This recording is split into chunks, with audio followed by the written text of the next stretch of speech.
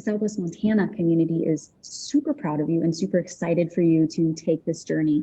And I want to first establish your connection with Livingston. You used to live here, right? That's correct. Yes. Yep. I owned a home in Livingston, and I lived there off and on between working seasonally in other places around the world. When was this in your life? So this was actually right before I was selected to become an astronaut. I still owned the home that I had there during my first couple of years of training as a NASA astronaut candidate. So it would have been from about 2011 to 2014, maybe. Would you ever I lived come there back? since 2009, though. Would you ever move back? I would love to move back. I miss Okay. it. I mean, I drove my Honda Civic from Livingston to Houston, Texas when I became an astronaut. So I miss the mountains. I miss the adventure there. I have great friends there. I do return. I try to get back at least every year to see people and get some time in the mountains. Well, next time you're back, feel free to give a shout. We'd love to actually sit down in person and talk with you. For Do you have sure. a fondest memory you'd like to share of your time here? My fondest memory, it's hard to pick just one. I would say a couple things jump out. Time spent in Yellowstone National Park is huge. It's just absolutely gorgeous. I learned to ice climb in Montana, which I really love. It's a huge challenge, and I think taking on challenges like that actually helped in what became an astronaut career. And then I'd probably say climbing Mount Cowan, which I believe is the tallest mountain in the state. And my climbing partner and I actually got lost on the way down and had to sleep out overnight in October unexpectedly. It was a very wild night, and we made it, obviously, Yeah. but it was a little scary, and that is a memorable time. A little scary. Compared with you traveling to outer space, this was a question from my uncle. How terrifying are the first 3 minutes of your flight? The first 3 minutes are, I mean, I have to say, I am not someone that feels fear when I am involved in space flight, space travel. I think it's because we are so well trained to take on anything unexpected that happens, that what I actually feel is like a sense of calm and finally getting to fulfill a mission. And so in those first 3 minutes, I felt nothing but calm and excitement that it was finally happening, and I could finally give back after years of training. I was finally fulfilling what I had come there for. So I hate to say it, but it just wasn't scary for me. That's amazing. That's so awesome. I feel like most people would probably be pretty on edge. At least I would be on edge, I think. But once I get there, super cool. I'm out of this world experience, I'm sure people say that to me all the time. Talk with me about your role on this mission. I know that you are the engineering expert, but what does that look like? Sure. So there are 4 people on the mission. Commander and pilot will be the 2 that are seated in front of the controls and displays. They're going to be seeing most of the information coming from the vehicle systems and making some of the decisions if we need to execute an emergency procedure or step in and do something manually that was otherwise expected to be automatic. So basically responding to anything unexpected. We will be part of that response, but as mission specialists, we won't necessarily have as much insight into the vehicle and how it's performing as the pilot and commander. So one really neat skill that astronauts learn is something that we call followership. So what that means is supporting the people that are the leaders of a mission. And so it's also a way of leading in and of itself. So being a good follower means making sure that the commander and pilot are aware of everything they need to be, that we have a system that all operations for everyone in the vehicle are coordinated well and optimized, and then simply that the 4 of us are there doing our daily activities and making sure that everything responds well when you have 4 humans living on board and the life support systems are a part of us all. So a lot of what we learn as mission specialists will be emergency response, and in some ways we hope to never have to actually execute the things that we learn, but it'll be extremely important if we ever did have to, and that we work together as a crew. So those emergency responses is that what you're going to be practicing this next year? How do you prepare? You have a year. Yes, the training is extensive, but the neat thing about a developmental mission that we are on as the first people to ever be on Orion is that the training won't just be us executing a well-established plan and jumping through all the hoops and passing all the exams.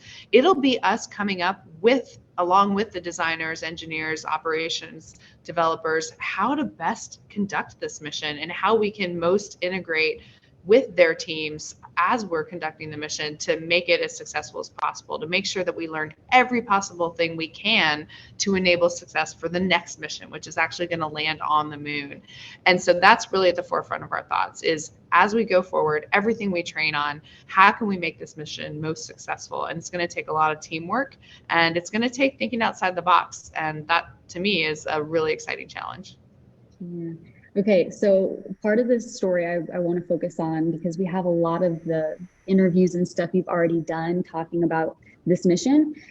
I want to talk about women in STEM and young girls who may be aspiring to be astronauts one day or maybe aspiring to be in the STEM field. One, what words would you say to them? And two, can you tell me why it's so important to have female perspectives in STEM and in outer space? Definitely. Well, the first part of your question, a message that I would send to any student who's thinking about their future is first and foremost, you have to go after what you're passionate about and what you love. You have to, you do you and do the things that you are drawn to. Those are the things that are going to make you the most successful and allow you to contribute the most back to the world. And secondly, I say do what scares you. If there is something out there that scares you, it's probably intriguing to you. It's probably something you think is just outside of your reach. But when you go for that, and whether you fail along the way and eventually achieve it, you will find the most fulfillment, the most you give back to the world in achieving those things that you might initially think are outside of your reach.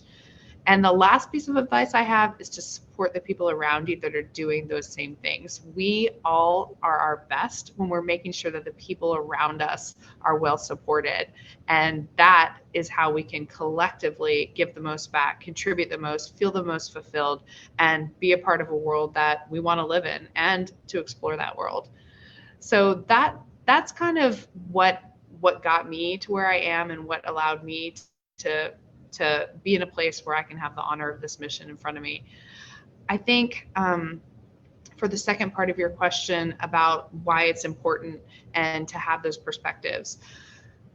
So I think that we have made a decision that's supported by research, by experience, by what's the right thing, that if we are going to answer humanity's call to explore, we are going to need to do it for all and by all. We are actually more successful, and this is shown by research, when all ideas that come from hard work and skill and talent are allowed on the table, where everyone who dares to dream and is willing to work hard for that dream has a place at the table. Diverse ideas, diverse ways of looking at things. You see it all over NASA. One of the ways that NASA has changed to show that this is important right now is in the spacesuits that are being built by the Artemis program.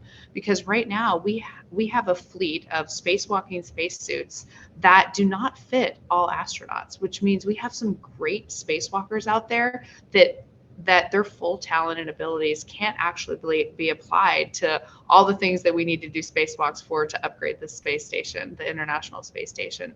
But the Artemis suits are going to fit a complete wide range of all sizes so that anyone who is skilled and ready to work hard to build our space program, to build that sustained presence on the surface of the moon, will be able to do that. And that's really exciting. New ways to solve problems, a different perspective that comes from just whatever talents, experience that you've had in your life is all brought to bear to take on these really big challenges. So NASA is designing a new spacesuit, an inclusive spacesuit that's going to be first used on you? So the spacesuit that I'm referencing is actually a spacewalk spacesuit, like for doing the moonwalks and spacewalks on the International Space Station. This mission that I'm on won't be doing any spacewalks, so I won't get a chance on this mission, but I do hope to help out with testing and evaluating it, and hopefully, get to try it out here on Earth.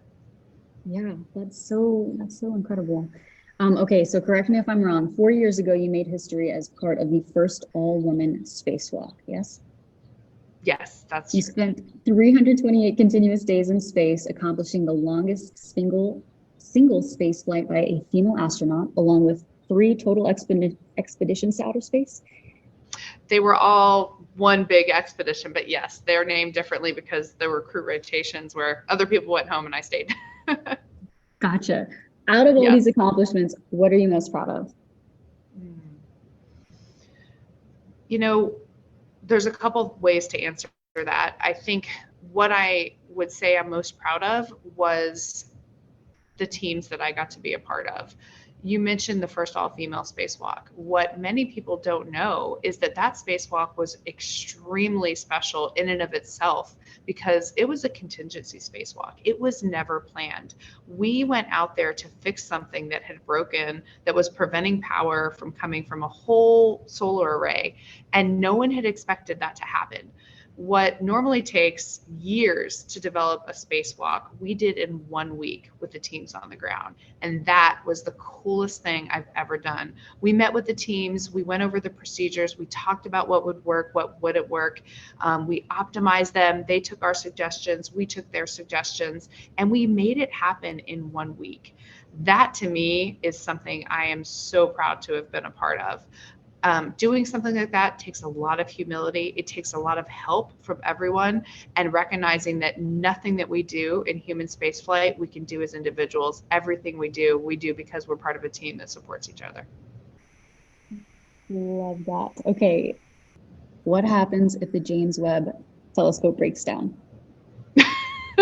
Well, that is in the space sciences. NASA's, James Webb Space Telescope is at a Lagrange point, which is a place in space that's not in Earth orbit, where the Hubble telescope was. The Hubble telescope, because it was in low Earth orbit, could actually be reached by the space station, and astronauts could repair it. But the James Webb Space Telescope was not designed that way. So it would be really neat to see if it were ever in need of repair and something heroic happened where astronauts got to be a part of that. But that's not necessarily part of the going in plan for that one. But I'm loving seeing the images coming back from that. I'm a huge space science fan myself and astronomy fan.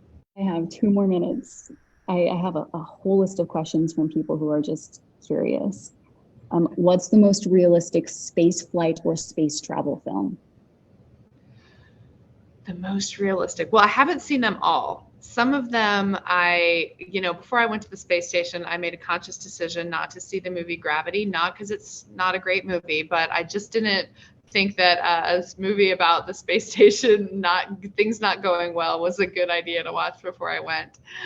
I think that The Martian had a lot of really great analogs to what a space mission would be. And honestly, a big part of that was the innovation. I loved seeing the problem solving that went into that. I love seeing the different systems. So that was a fun one to watch. And I will say though, working at a government facility like Johnson Space Center, it is not as fancy as it looks in the movies. We devote a lot of our resources to making awesome spacecraft, but we definitely all laughed at how cool the entrance to Johnson Space Center looked in the movie, because in reality, we don't necessarily make sure that our signs are as glitzy as that. That is so funny. Okay, 1 minute left. Well, actually, it's 1 o'clock now. Thank you so much for your time. We are all rooting for you here, and we are so excited to see how this mission goes. We're wishing you all the best. Thank Thank you you so so much much. for all you're doing for our country, for the world, to further scientific research. It's amazing. Thank you. It was great to be with you. Thanks for your interest and for sharing the news.